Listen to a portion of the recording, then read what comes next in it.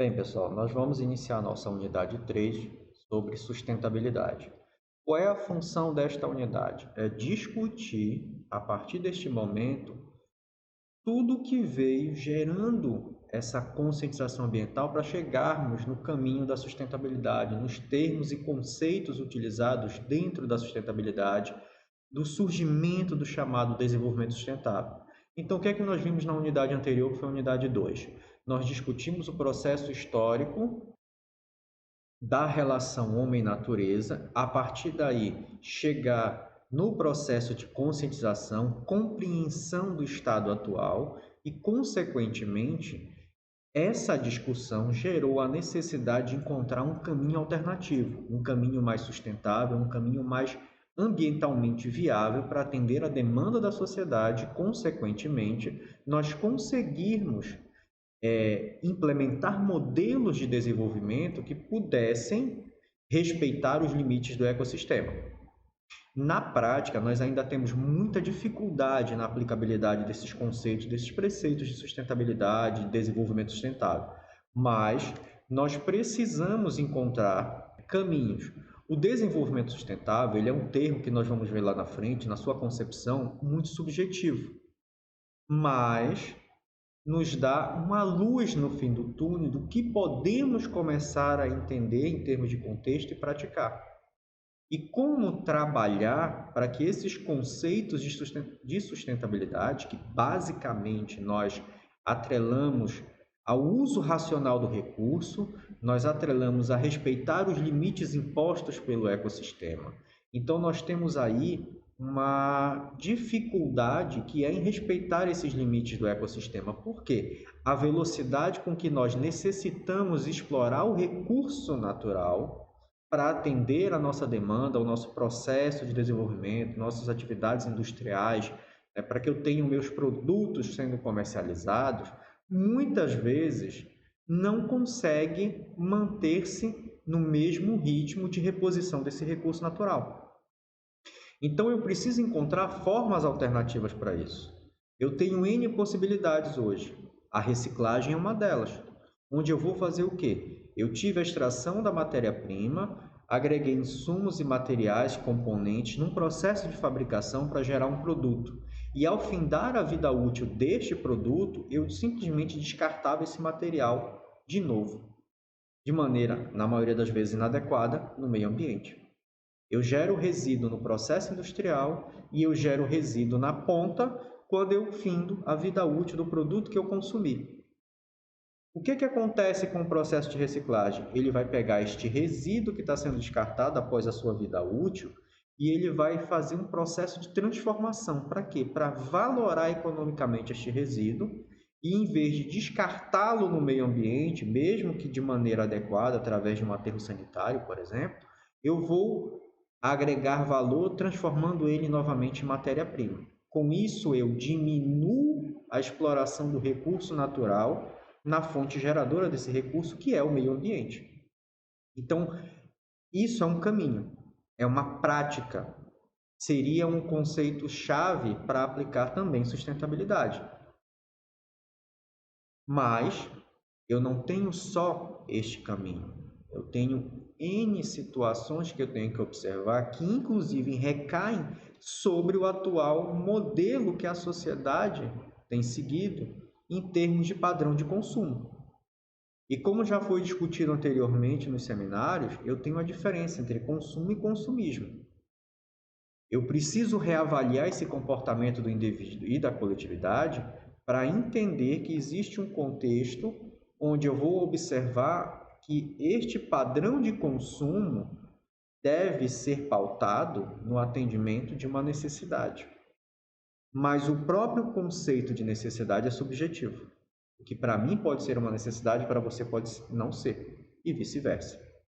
Então, nós precisamos, na verdade, trazer à luz da consciência à sociedade, compreender a problemática ambiental, compreender, ter consciência ambiental do seu papel enquanto indivíduo e na coletividade, para manter limpo o meio ambiente, para trabalhar no processo de uso racional do recurso, para proteger o meio ambiente, para preservar o meio ambiente quando for o caso de preservação, para que eu possa ter a manutenção dos serviços ambientais, eu possa ter a renovação dos recursos naturais e manter atendendo às minhas necessidades.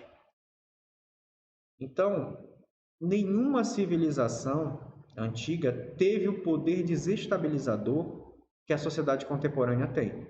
Por quê? Eu tive adensamento populacional, e esse adensamento populacional se tornou muito evidente, principalmente nos grandes centros urbanos, que exige uma demanda muito grande por serviços e produtos, e isso recai na exploração de recurso natural. A própria expansão do centro urbano, geralmente, principalmente no cenário brasileiro, é feita de maneira desordenada. Eu não tenho manutenção de áreas verdes nesses centros urbanos. Isso dificulta a questão da manutenção de serviços ambientais, da manutenção do conforto ambiental, que é propício e importante dentro de um centro urbano para a manutenção da qualidade de vida do ser humano. Nós estamos envoltos com supressão de cobertura vegetal, né? A construção em alvenaria gigantesca, e isso também proporciona as ilhas de calor. Eu não tenho circulação de ar, eu não tenho como dispersar a camada poluidora que o próprio centro urbano está gerando. Né? O próprio centro urbano, na sua mobilidade, gera, além das emissões atmosféricas, gera calor, e isso fica se acumulando no centro urbano. Então, tem uma série de problemas que vão começar a ser gerados, isso eu estou falando de maneira bem simplificada, obviamente, né, dentro de um contexto daquele ambiente e que vai proporcionar perda da qualidade de vida.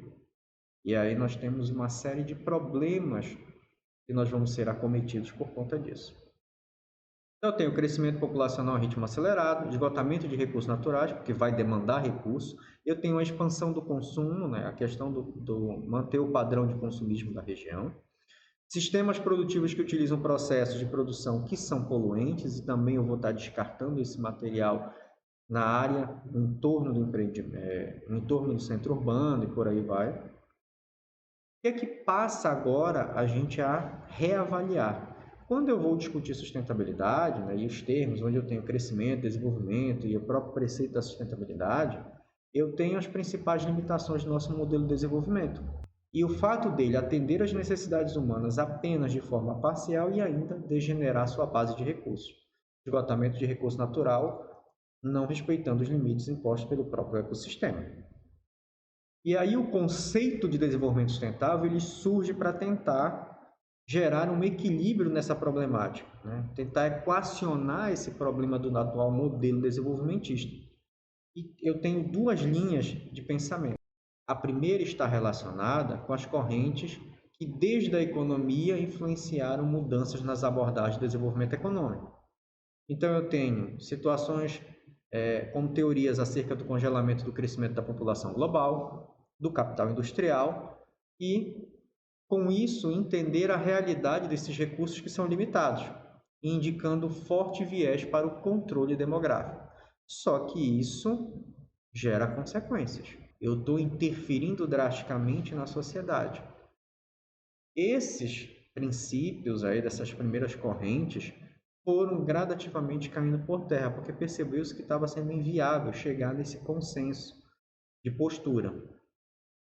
A segunda se relaciona à crítica ambientalista ao modo de vida contemporâneo. Apesar da primeira corrente ser relativamente inviável, está sendo muito dificultosa a sua implementação, ainda é mais aceita do que a segunda, porque a segunda ela realmente repercute a questão da intocabilidade do meio. Só que se nós analisarmos hoje o atual modelo de desenvolvimento, as duas se tornam inviáveis. Porque o movimento ambientalista ele foi muito pautado, e ainda é na grande maioria das situações, na questão da intocabilidade do meio, ou seja, trabalhar a preservação ambiental. Só que eu não tenho como, se eu tenho que desenvolver, eu não posso ter um meio intocável.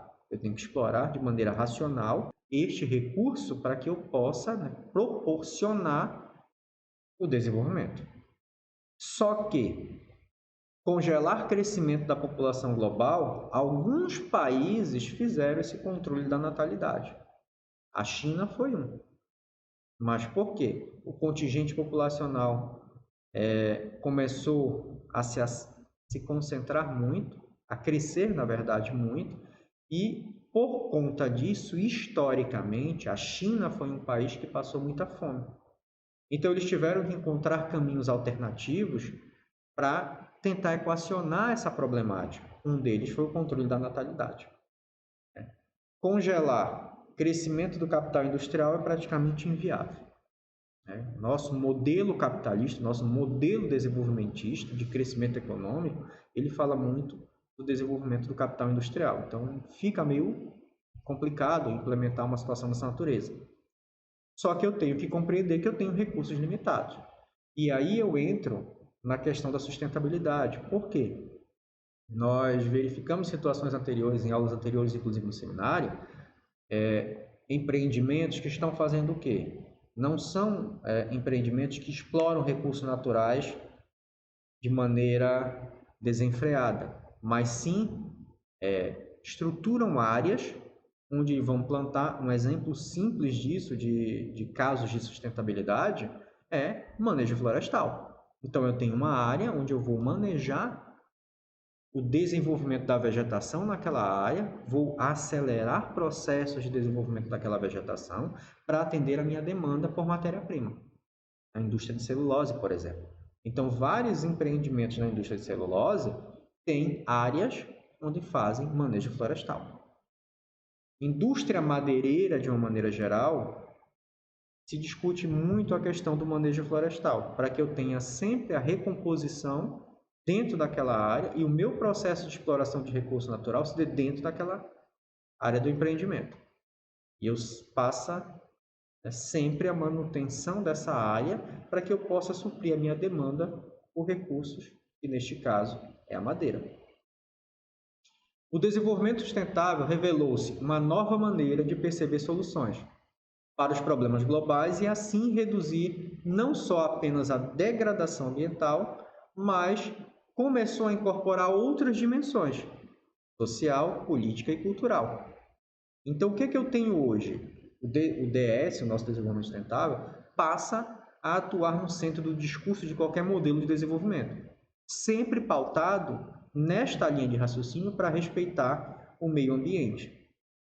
E aí há um consenso de um suposto significado do desenvolvimento sustentável. Por quê? Nós vamos ver mais lá na frente que o próprio conceito ele é subjetivo. Então, ele te dá margens interpretativas dependendo do interesse ou do discurso que está se dando acerca do envolvimento com o termo de desenvolvimento sustentável. E, a partir daí, a gente trabalha nesse processo de implementação e na possibilidade de implementá-lo também em âmbito global. Mas trago aquele pensamento da Agenda 21, pensar globalmente e agir localmente. Então, as ações de sustentabilidade, elas são muito mais efetivas quando você as aplica de maneira pontual, pensando no benefício global daquelas ações. Que, se você pegar hoje, como é que eu vou colocar em prática, de certa forma, o desenvolvimento sustentável? É aplicando a própria Agenda 21. Por quê? A base, o cerne da questão da Agenda 21 é implementar desenvolvimento sustentável. Então, quando eu coloco uma agenda de compromissos e de ações que eu vou estar desenvolvendo, que seria a nossa Agenda 21, ela toda está estruturada no conceito-chave do que é desenvolvimento sustentável. E eu tento, através da Agenda 21, aplicar esse conceito de sustentabilidade e desenvolvimento sustentável. Aqui nós temos que nessas bases teóricas, o que a gente vai levar em consideração? A consciência ambiental cresceu ao longo do século XX e houve uma grande expansão. Aqui eu tenho efeitos devastadores de duas grandes guerras mundiais, eu tenho o efeito devastador do processo de desenvolvimento industrial, as revoluções industriais que nós tivemos, e isso trabalhou para que eu reorientasse a sociedade através do processo de conscientização desses problemas ambientais e assim a compreensão da problemática ambiental diante das nossas ações. Então, do próprio contexto da Segunda Guerra em diante, a gente tem início já algumas modificações com relação aos valores da sociedade. E aí, série de iniciativas sociais foram começando a surgir a nível global, tá? No sentido de reagir e apresentar alternativas aos problemas causados a essa degradação ambiental. Então, num primeiro momento, essas mudanças elas surgem de formas indiferenciadas nos países desenvolvidos. E aí volta a trazer aquela discussão que eu falei na aula anterior. O que é que vai acontecer? Esses países chegaram no nível tal de degradação ambiental que eles não tiveram mais alternativas. A questão é, cenário brasileiro e países com uma característica como a do Brasil, com riqueza natural, não precisam chegar no nível crítico que os países ditos desenvolvidos chegaram para ter que fazer alguma coisa. Nós precisamos encontrar as formas alternativas, formas com desenvolvimento sustentável, para que nós possamos explorar nossos recursos naturais da melhor maneira possível, agregando valor, gerando nosso desenvolvimento, nosso crescimento enquanto sociedade, enquanto nação, mas respeitando também o ecossistema. Só que os direcionamentos políticos atuais, né, infelizmente, não estão levando isso em consideração. Mas não é só esses direcionamentos políticos atuais. Outros direcionamentos de outros políticos que também já estiveram no poder tinham o discurso ambiental, mas a prática não se consolidava. Então não vamos iludir que, por mais que outros governos tivessem um discurso ambiental, que realmente a coisa estava acontecendo no sentido de tutela do bem ambiental. Só que neste atual governo, realmente nós temos levado em observação diversas ações que estão desmerecendo, inclusive, tratados internacionais que o país é signatário. Infelizmente, vem o discurso do desenvolvimento, que não somos contra, mas esse desenvolvimento, da forma como está sendo feito, não está pautado em sustentabilidade. E aí nós vamos abrir uma conta com a questão ambiental muito cara, e essa conta só vai chegar daqui a 5, 10, 15, 20 anos. Nós estamos... a mídia está divulgando constantemente diversos problemas ambientais e diversas reações, por assim dizer, do meio ambiente, intensificando fenômenos naturais que até então eram tidos como relativamente contornáveis. Hoje, nós estamos tendo em determinadas regiões do planeta invernos muito mais rigorosos, verões também mais rigorosos, e você tem extremos que estão ocorrendo hoje dentro do contexto ambiental global. E é esse problema. A região onde o Brasil está, e principalmente no sul do país, era uma região dita como uma área de tranquilidade em termos de intempéries climáticos. Hoje nós estamos tendo fenômenos mais significativos de tempestade, já tivemos a presença de tornados, e do ponto de vista das pesquisas climáticas, era uma região livre desse tipo de fenômeno natural, e hoje nós já temos. Então, precisamos começar a observar as ações que nós estamos desempenhando sobre as questões ambientais, a pressão sobre o meio ambiente, para verificar como podemos contornar, porque o planeta como um todo, o meio ambiente, tem dado respostas. E muitas dessas respostas às nossas pressões antrópicas não estão sendo positivas. Então, dentro desse contexto, geramos um movimento social, o histórico denominado genericamente como movimento ecológico, ambientalismo, ainda ecologismo, surgiu. E nós temos que isso ganha força principalmente a partir da década de 50, com os problemas que aconteceram em Londres e no cenário europeu, que nós já citamos em aula anterior. Mas nós temos aqui algumas datas que são importantes para entender também e complementar o contexto do processo histórico de conscientização. Em 1933, tivemos a Carta de Atenas, e foi gerada por um grupo de arquitetos, onde eles discutiam a salubridade dos ambientes urbanos, que estes não contemplavam o atendimento das necessidades do ser humano. E quando eu falo de necessidade, nós estamos falando de questões biológicas, questões de lazer, questões de equilíbrio mental, psicológico, né? Uma série de fatores que vão proporcionar boas condições a este indivíduo para permanecer nesse centro urbano. Em 1934, ocorre no Museu Nacional a primeira conferência sobre a proteção à natureza. Foram os primeiros passos dentro da comunidade científica para se discutir meio ambiente e as ações que deveríamos ter para reduzir os impactos ambientais e a degradação ambiental. Em 1937, nós tivemos a criação do Parque Nacional Brasileiro e o Parque Nacional de Itatiaia. Em 1945, surge a ONU.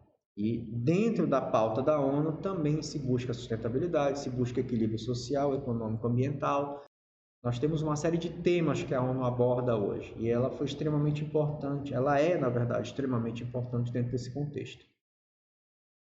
Em 48, nós vamos ter a criação da União Internacional para a Conservação da Natureza, que é através de um grupo de cientistas que está vinculado à ONU. E o objetivo aqui era incentivar o crescimento da preocupação internacional acerca dos problemas ambientais, a trazer à tona esse processo de conscientização.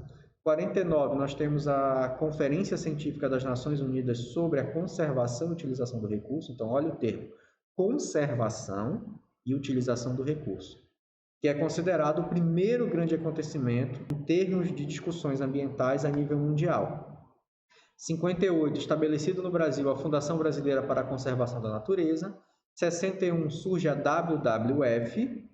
Né? Em 62, é publicado o livro Primavera Silenciosa, que fala sobre o uso de DDT e outros defensivos agrícolas ou agrotóxicos, que são extremamente nocivos, não só ao meio ambiente, mas ao ser humano, porque se acumula no alimento e nós, ingerindo, vamos absorver esses elementos químicos pesados extremamente nocivos à nossa saúde. Então, a Primavera Silenciosa, esse livro, essa publicação, trouxe à tona exatamente essa discussão do quanto o nosso modelo de desenvolvimento agrícola, vamos dizer assim, né, estava afetando a saúde da população e que nós precisávamos encontrar formas alternativas à expansão agrícola e à utilização de defensivos que fossem menos agressivos à saúde da população. Todos, de uma maneira geral, são agressivos. Nós temos os mais acentuados e os menos acentuados. Existe uma pesquisa constante nesse sentido. O Brasil é signatário de um tratado internacional onde se discute a utilização dos agrotóxicos. A partir do momento que um determinado produto desses foi feita uma descoberta que até então não se sabia de periculosidade ou de risco de morte desses defensivos agrícolas, os países signatários devem suspender a comercialização, a produção e a utilização desse produto. Então, o Brasil ele veio caminhando de maneira positiva nesse processo. Nós temos a lei de agrotóxicos, que também é uma legislação específica só para tratar sobre esse tema, e é de extrema importância. Só que, no atual governo, o que houve? Houve, eu acho que um passo para trás, houve um recuo nesse processo e defensivos que tinham sido bloqueados, proibidos no Brasil, passaram a ser autorizados. Ou seja, a agroindústria começou a reutilizar esses produtos. Nós estamos gerando um problema, porque se eles foram banidos ou impedidos de serem comercializados e utilizados, foi exatamente pelo grau de periculosidade que eles representam. Quando eu os libero, eu estou gerando um problema que lá na frente nós vamos ter que pagar essa conta novamente.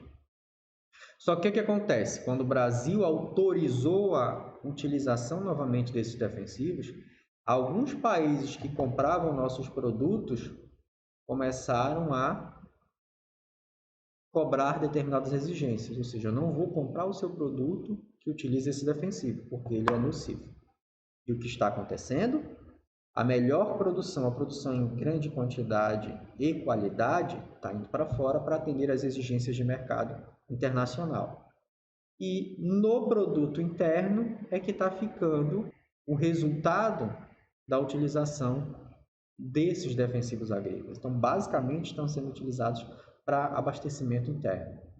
nós estamos abrindo uma conta que a saúde da população daqui a alguns anos vai ter sérios problemas. Em detrimento do quê? Da ânsia de crescer economicamente, a população tem enfrentado diversos problemas nesse sentido. E aí nós temos o termo ecodesenvolvimento, que é fruto da Conferência de Estocolmo e das reuniões que foram preparatórias para firmar as bases de um novo entendimento entre meio ambiente e desenvolvimento. Então, em 73, o secretário-geral de Estocolmo em 72, Maurice Strong, utilizou pela primeira vez a palavra ecodesenvolvimento para definir uma proposta do que seria um desenvolvimento ecologicamente orientado, pautado no equilíbrio ambiental e na questão do equilíbrio do desenvolvimento econômico de uma maneira geral. Só que foi discutido algumas variáveis acerca disso. Então, mesmo que o termo ecodesenvolvimento tenha sido utilizado por Maurice Strong, foi Ignaz Sachs que formulou os seus princípios do que seria o conceito de ecodesenvolvimento. E ele está pautado na seguinte visão de desenvolvimento: satisfação de necessidades básicas, solidariedade com as gerações futuras. Então, lembre daquele conceito de sustentabilidade que eu já citei, que a gente vai trabalhar mais lá na frente. Ou seja, atendimento à necessidade básica significa dizer no agora, no presente. E solidariedade com as gerações futuras. Eu preciso pensar que as gerações futuras necessitam também ter condições de atender suas necessidades básicas e necessitam ter condições de sobrevivência. Então, eu tenho que respeitar o meio ambiente hoje, para que as futuras gerações também possam utilizá-lo. A participação das populações envolvidas nos processos, principalmente nas áreas de exploração de recursos, a preservação dos recursos naturais e do meio ambiente de maneira geral, no sentido aqui, a preservação das áreas de relevante interesse ambiental, no sentido também de proteção dessas áreas. Não existia ainda nessa época uma diferenciação da questão dos conceitos, do que seria a preservação e do conceito de conservação. Então, a elaboração de um sistema social garantindo emprego, segurança social e respeito a outras culturas e programas de educação de uma maneira geral.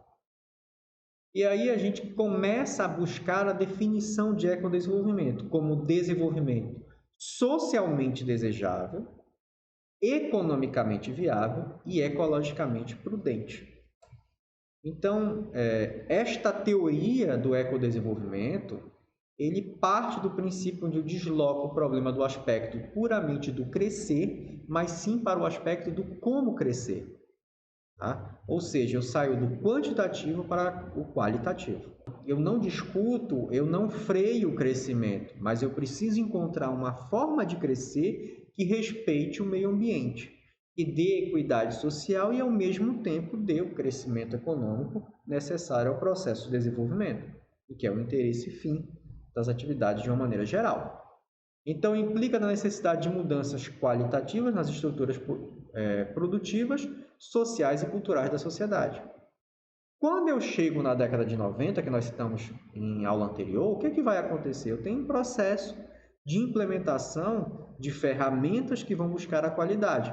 E aí entra nas chamadas mudanças qualitativas nas estruturas produtivas, buscando sustentabilidade. Tanto é que o sistema de gestão ambiental ele é pautado na sustentabilidade.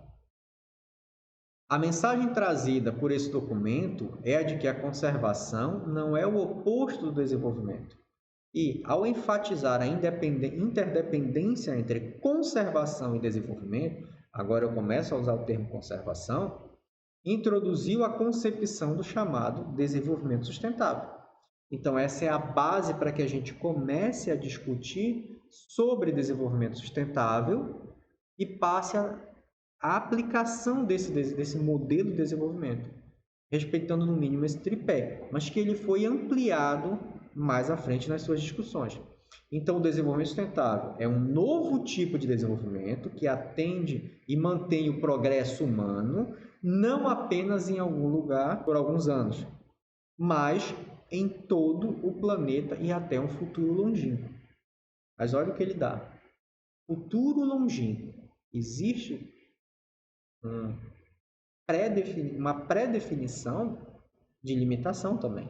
Até quando eu vou conseguir manter esse futuro longínquo sendo abastecido por esse recurso natural com base no progresso humano? Por isso surgem diversas discussões acerca de alternativas ao modelo de desenvolvimento, substituição de insumos, de matéria-prima, de produtos de uma maneira geral, por produtos mais sustentáveis. Um outro exemplo de caso de sustentabilidade, linha de produtos na área de vestimento que estão utilizando a reciclagem de garrafa PET. Eu diminuo a exploração do recurso natural, que seria o algodão, e eu utilizo um produto, um material, na verdade, um resíduo que estava sendo descartado após sua vida útil. É uma forma alternativa. Eu diminuo o plantio de algodão, eu diminuo a demanda por áreas para cultivar o algodão, para atender a indústria têxtil, e eu encontrei um caminho alternativo a esse processo, para suprir uma demanda. Então, são esses exemplos de buscar aplicar sustentabilidade que mostram que nós, apesar da subjetividade do conceito, estamos conseguindo, de certa forma, fazer aplicações práticas nesse sentido, diminuindo a pressão no meio natural. O desenvolvimento sustentável passa a ser um processo de transformação, no qual a exploração desses recursos naturais, a direção de investimentos, a orientação do desenvolvimento tecnológico e a mudança institucional se harmonizam e reforçam o potencial presente e futuro, a fim de atender às necessidades e aspirações da humanidade de uma certa forma. Só que o próprio conceito subjetivo gera margens interpretativas e existe uma linha de discussão chamada contradiscurso do desenvolvimento sustentável, dizendo que ele não é aplicável ou não. O contexto aqui é vocês terem as duas linhas de pensamento e fazer uma reflexão a esse respeito. Então, algumas controvérsias fundamentais. O que é exatamente o DS? Se você pega aqueles conceitos que nós trabalhamos e o conceito mais difundido, que seria encontrar formas de desenvolvimento, de crescimento, para atender às necessidades das gerações atuais, sem comprometer as necessidades das gerações futuras, nós temos aí termos completamente subjetivos, a iniciar pelo próprio conceito de necessidade.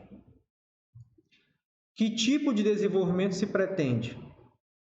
Pautado naquela linha de raciocínio sobre limites do crescimento, sobre congelamento do crescimento demográfico, crescimento industrial, ou eu vou encontrar rotas alternativas que eu possa desenvolver respeitando os limites. E a partir do momento que eu respeito os limites do ecossistema, eu não estou limitando também o meu modelo de desenvolvimento? Então, que tipo de desenvolvimento eu estou pretendendo? Um desenvolvimento que atende à crescente demanda da sociedade pelo devido crescimento populacional, ou um modelo de desenvolvimento mais escasso ao atendimento do quantitativo da população que está crescendo cada vez mais? O que se deve sustentar, o que se deve desenvolver, como podemos hoje considerar as necessidades das futuras gerações, se nós não temos um conceito definido que é as nossas necessidades a valer das gerações futuras? Quais as decisões que tomadas hoje não vão prejudicar as gerações futuras? Então, nós estamos baseando na tomada de decisões no atual contexto, olhando para trás, no nosso histórico e as nossas ações cotidianas. Mas quem garante que determinadas decisões que tomarmos hoje, elas vão ser viáveis e prudentes para as gerações futuras? Quem seria realmente beneficiado nas futuras gerações? A população a nível global ou apenas alguns privilegiados de algumas nações ou de algumas regiões? Isso é um outro ponto que a gente também tem que observar. E qual a extensão do futuro a ser considerado? Lembre-se que nós utilizamos o termo futuro longínquo no slide anterior. Mas qual é a extensão desse futuro? As questões fundamentais aqui que precisam ser consideradas, basicamente estão na discussão do desenvolvimento sustentável, levando em consideração os seguintes pilares: bem-estar humano, meio ambiente e o futuro. Manutenção da espécie e a permanência da espécie, da existência da espécie. Então, desse modo, nós temos que levar em consideração fatores como poluição, biodiversidade, exploração de recursos naturais, efeitos climáticos, dentre outros, que devem ser relacionados visando a implementação de soluções onde eu vou ter que levar em consideração desemprego, pobreza, riqueza, distribuição de renda, né, combate à pobreza, questão do desemprego, como eu posso requalificar ou redirecionar essa mão de obra que está desempregada para que ela entre no mercado de trabalho e movimente a economia de certa forma. Tecnologias, principalmente na questão de tecnologias mais limpas, valores culturais, organizações políticas e sociais de uma maneira geral. Então aqui, Sachs vai salientar que ao planejarmos o desenvolvimento de uma sociedade visando sustentabilidade, a gente tem que considerar algumas dimensões. E eu extrapolo somente o tripé do DS, como a gente chamava, que é econômico, social e ambiental, para social, econômico, ecológico, espacial e cultural. E recai nesta situação. O econômico, possibilitar uma alocação e uma gestão mais eficiente dos nossos recursos em um fluxo de investimentos, sejam eles públicos ou privados. Quando eu vou para o social, eu considero um processo de desenvolvimento em outro tipo de crescimento e orientado por uma visão do que é uma boa sociedade, o convívio e o equilíbrio dessa dinâmica social nesse sentido. O cultural são levando em consideração as especificidades de cada ecossistema, de cada cultura e de cada localidade. E essa relação que essas especificidades existem com a questão ambiental.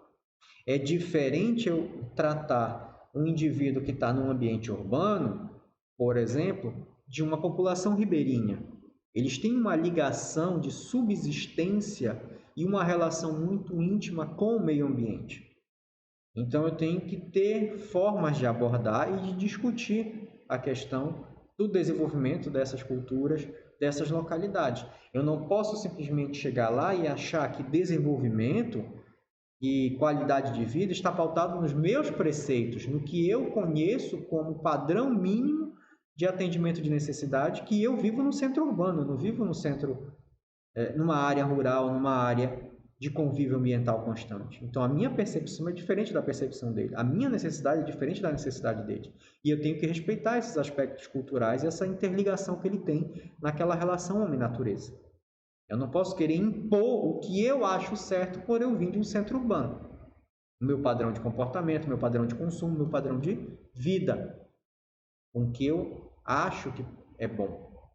Eu tenho que observar. Exemplos de situações do aspecto cultural e social que não foram levados em consideração foi na construção da hidrelétrica de Tucuruí. Eu tirei populações que eram tipicamente ribeirinhas, que tinham convívio com a natureza e principalmente uma ligação íntima com a água, e os realoquei para uma área de estrada. É inviável. É claro que, com o tempo, essa população que foi deslocada foi abandonando e voltando às suas origens, ou seja, voltando a morar próximo de corpos hídricos ou próximos da área de Tucuruí, do lago. Por quê? Porque a relação deles é com a água. Eu não tenho como, mudar radicalmente o aspecto cultural deles. Eles tinham na água uma relação íntima e uma relação de sobrevivência e de subsistência. Quando eu desloco essa população para uma área de estrada, eles não sabem sobreviver. Eu não dei ferramentas para que eles pudessem se adaptar ao sobreviver. Então, isso gera uma série de problemas psicológicos, mentais, questão social, aspectos de conflito cultural, e essa população não se adequou, porque eu não levei em consideração essas peculiaridades do projeto.